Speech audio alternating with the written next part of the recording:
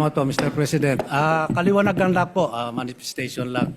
Tungkol po yung nangyari kahapon at marami pong kumakalat sa social media na ako'y lumipat na sa majority. Hindi po totoo yan.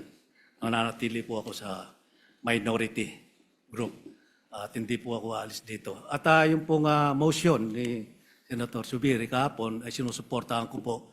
Hindi ko lang po ako nakapagsalita kahapon. Kala ko may botohan. Ngayon pala wala naman. Hiling ko lang po dito sa Senado, sana magkaisa tayo. Iwasan ang bangayan, ang dami-dami natin bisitang pari dito. Palakpakan po natin sila para ipagdasal po kami na magkaisa na kami para maibalik ang dangal ng Senado. Maraming salamat po.